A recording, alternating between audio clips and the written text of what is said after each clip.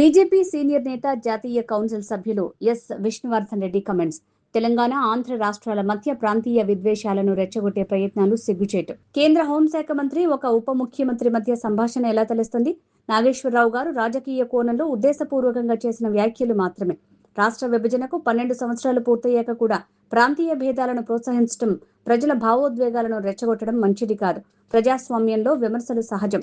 అయితే వ్యక్తిగత దూషణలు, అవమానకర వ్యాఖ్యలు, ప్రాంతీయ విద్వేషాలను రెచ్చగొట్టే ప్రయత్నాలకు ఎలాంటి స్థానం ఉండకూడదు. ప్రొఫెసర్ నాగేశ్వర్ గారు తన వ్యాఖ్యల విషయంలో తానే తన తప్పును అంగీకరించడం గమనార్హం.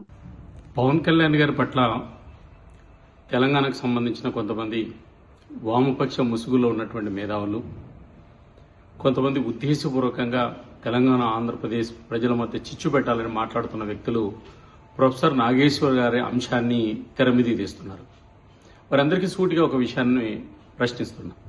ప్రొఫెసర్ నాగేశ్వర్ గారు కేంద్ర హోంమంత్రి, అదేవిధంగా ఒక రాష్ట్ర ఉప ముఖ్యమంత్రి పవన్ కళ్యాణ్ గారి మధ్య జరిగినటువంటి ఒక సంభాషణను వారు అసందర్భంగా బయటపెట్టడం జరిగింది.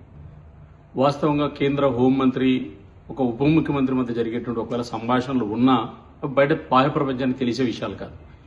దీని విషయంలో నేరుగా ప్రొఫెసర్ బయటకు వచ్చి పొరపాటు జరిగిందని చెప్పి ఆయన ఒప్పుకోవడం జరిగింది.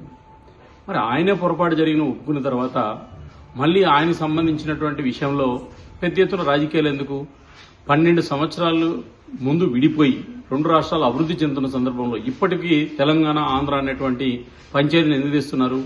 కలిసి ఉండి అభివృద్ధి చెందుతున్నటువంటి తెలుగు రాష్ట్రాల మధ్య ఉద్దేశపూర్వకంగా చిచ్చు ఎందుకు పెడుతున్నారు? తెలంగాణ, ఆంధ్రప్రదేశ్ అభివృద్ధి నిరోధకులు, రాజకీయ నిరుద్యోగులు ఉద్దేశపూర్వకంగా ఈరోజు ఈ అంశాలు తెర మీద తెస్తున్నారు.